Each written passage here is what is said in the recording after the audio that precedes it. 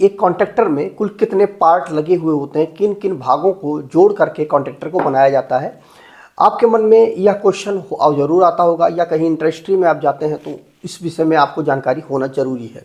तो आइए जानते हैं। तो देखिए, सबसे पहले यह कॉन्ट्रैक्टर है। इस प्रकार से अलग अलग कंपनी के अलग अलग कॉन्ट्रैक्टर होते हैं। जैसे कि यह जो कॉन्ट्रैक्टर है यह L&T कंपनी का कॉन्ट्रैक्टर है। इसका मॉडल नंबर ML2 है। ठीक है, अब इस कॉन्ट्रैक्टर को आपको जानना है कि इसके अंदर क्या क्या चीज़ें होती हैं, तो आइए उसको जान लेते हैं। तो देखिए, सबसे पहले आपको इस कवर को खोलना पड़ेगा। बहुत सी कंपनियों के कॉन्ट्रैक्टर जो होते हैं वो कॉम्पैक्ट होते हैं, पूरे एकदम पैक होते हैं, उनको आप खोल करके नहीं देख सकते हैं। लेकिन यह जो L&T कंपनी का यह जो कॉन्ट्रैक्टर है, इस सीरीज़ में कॉन्ट्रैक्टर को आप आराम से खोल करके एक एक पार्ट के बारे में जानकारी प्राप्त कर सकते हैं। तो आइए जानते हैं कि क्या क्या चीज़ें इसमें लगी हुई होती हैं। तो सबसे पहले आपको इसके ऊपर का ये जो कवर है उसको खोलना पड़ेगा। तो इसके यहाँ पर स्क्रू दिया गया है। आप इस प्रकार से इस स्क्रू को आप खोलेंगे। ठीक है, जब आपका यह स्क्रू जो खुल जाएगा तो आप इसको हटाएंगे, तो आप देखेंगे इसके अंदर यह जो कवर है यह हटा देंगे आप। ये जो पूरा कॉन्ट्रैक्टर का पूरा मैकेनिज्म है। ठीक है, अब यहाँ पर एक चीज़ ध्यान देने योग्य बात है कि यहाँ पर देखिए ये हमारी किटें लगी हुई हैं। ठीक है, इन किटों का काम क्या होता है कि यहाँ से सप्लाई को उठा करके यहाँ पर पास करना, मतलब यहाँ से सप्लाई यहाँ पर पास करना। आप कैसे करेंगे? देखिए, यहाँ पर क्या होता है, ये हिस्सा जो होता है ये इनपुट का होता है।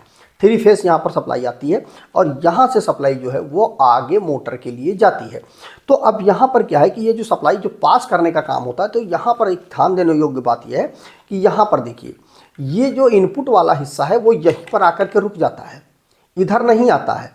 और ये आउटगोइंग वाला जो हिस्सा होता है वो भी यहीं पे आकर रुक जाता है। मतलब इन दोनों के बीच में ये इतना बड़ा सा गैप है। देखिए, इतना बड़ा सा ये गैप है। अब इस गैप को पूरा करने, मतलब यहाँ से सप्लाई उठा करके यहाँ तक पहुँचाने का जो काम होता है वो यह किट करती है।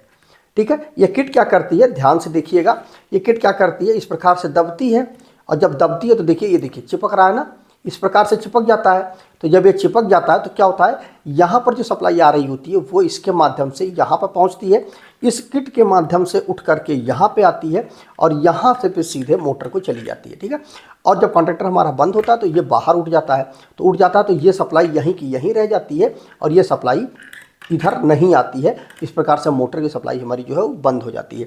तो ये क्या करता है, ये जो किट होती है ये उस सप्लाई को जोड़ने का काम करता है। इस प्रकार से जैसे ही आप सप्लाई ऑन करते हैं, कॉन्ट्रैक्टर को ऑन करते हैं, स्टार्टर को ऑन करते हैं, तुरंत ये जो सप्लाई है वो जो 3 फेस की आ रही थी वो यहाँ से होकर के इसके माध्यम से उठ करके सीधे इसके माध्यम से यहाँ पर आकर के पहुँच जाती है और यहाँ पर मोटर के जो तार होते हैं वो कनेक्टेड होते हैं।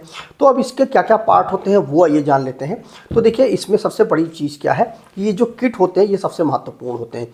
ये कवर आपने खोल करके अलग रख दिया। अब यहाँ पर देखिए, इस किट को समझिए आप। इस किट को जब आप निकालेंगे इस प्रकार से, आप इस किट को जब निकालेंगे इस प्रकार से, ये किट यहाँ पर हमने निकाल दिया और इसको आपने ये बाहर निकाल दिया। ठीक है, तो एक भाग तो ये होता है, ये जो होता है यह मेन होता है ऊपर, जो इन कॉन्टैक्टों को मेक करता है, मिलाता है। इसके अलावा ये जो भाग होता है इसको भी आप, यदि आप खोलते हैं इस प्रकार से, आप इसको भी खोल सकते हैं। ठीक है, ये देखिए ये भी आपका खुल गया। ठीक है, ये आपका खुल करके अलग हो गया। ये क्या होता है, ये इसी के ऊपर इस प्रकार से आकर के लगता है और ये हमारा जो सर्किट जो है कंप्लीट करता है। ठीक है, अब ये जो है इसमें भी सेम इसी तरह से होता है, इसमें भी सेम इसी तरह से, इसमें भी सेम इसी तरह से, सब में एक ही तरह से लगा हुआ होता है। ठीक है, तो ये हो गया हमारा ऊपर वाला। अब यहाँ इसमें इसको भी आप देख सकते हैं, इसमें भी सेम इसी तरह से होता है। ठीक है, इस प्रकार से आप इसको भी निकाल सकते हैं।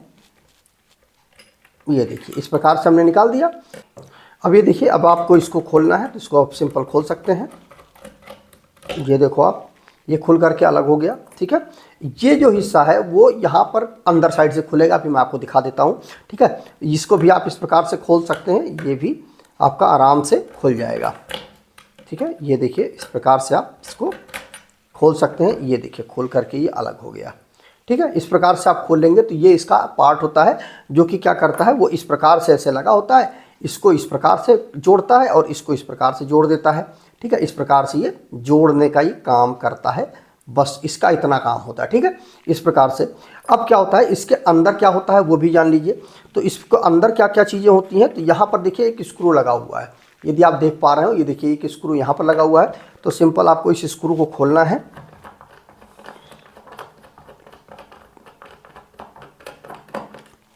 ये स्क्रू खुल गया। एक स्क्रू देखिए यहाँ पर भी लगा हुआ है, ठीक है, यहाँ पर भी एक स्क्रू लगा हुआ है। तो इस स्क्रू को आपको खोलना है।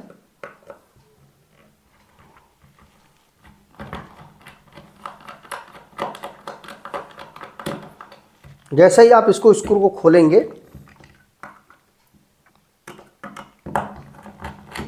जैसे आप इस स्क्रू खोलेंगे, आप इसको उठा करके इधर कर दें, ठीक है। तो यहाँ पर देखेंगे यदि आप, तो यहाँ पर ये इस प्रकार से देखिए, ये स्क्रू जो है ये दोनों बाहर निकल गए। ये देखिए इसके अंदर देखिए क्या होता है। इसको भी चाहें आप तो इस प्रकार से मैं आपको खोल करके इसको भी दिखा देता हूँ। ये देखिए अंदर एक स्क्रू लगा हुआ है ना, इसको खोलने के लिए। इसको भी आप सिंपल खोल सकते हैं यहाँ से, इस प्रकार से आप इस प्रकार से लगा करके ये भी आपका खुल जाएगा।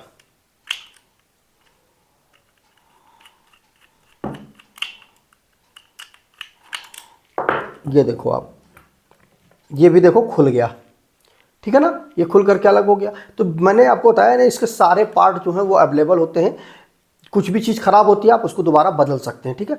तो इस प्रकार से इसको मैं लगा देता हूँ। उससे क्या हो जाएगा कि मेरा दिक्कत नहीं होगा मुझे बाद में इसको, क्योंकि ये निकल जाएगा तो दिक्कत होगा मुझे, ठीक है। इस प्रकार से ये मैंने टाइट कर दिया, ठीक है, ये मेरा टाइट हो गया। अब देखिए यहाँ पर देखिए ये कोर होते हैं, ठीक है, और ये हमारी कॉइल होती है, ठीक है, ये कॉइल होती है। इसके बारे में मैं बताऊंगा आपको। फिलहाल समझिए ये कॉइल होती है और ये नीचे वाला जो कोर होता है, मतलब एक कोर का हिस्सा ये होता है, ये हमारी कॉइल होती है।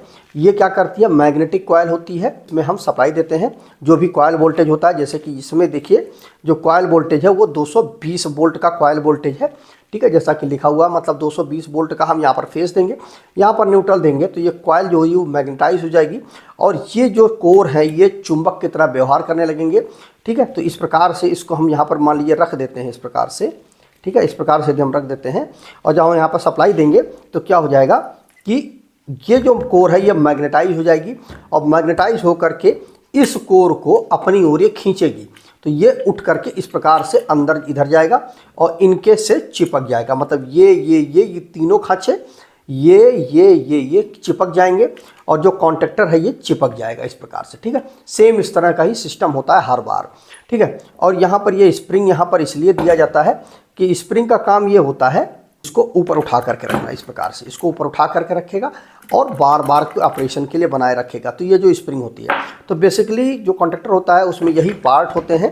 पहला पार्ट होता है इसका कवर होता है, दूसरे ये किट होता है, तीसरा होता है ये कोर, चौथा होता है कॉइल, ठीक है। कॉइल में दो भाग होते हैं, एक ये हिस्सा होता है, एक ये हिस्सा होता है। बस इतना ही हिस्सा होता है जो हमारा कॉन्टेक्टर होता है, बस इसके अलावा कुछ नहीं होता है। यहाँ पर इनपुट देते हैं, यहाँ से आउटपुट लेते हैं हम, और यह जो इनपुट आउटपुट का जो कनेक्शन करने का जो तरीका है वो क्या होता है कि जब हम इस कॉइल को सप्लाई देते हैं तो ये क्या होता है, चिपक जाता है और चिपकने पे क्या करता है, सर्किट को ये पास करने लगता है, मतलब यहाँ से सप्लाई यहाँ पास होने लगती है। बस इतना होता है हमारा कॉन्टेक्टर। तो मुझे उम्मीद है कि आपको ये चीज़ समझ में आ गया होगा कि कॉन्टेक्टर में कुल कितने भाग होते हैं और कौन कौन से भाग होते हैं।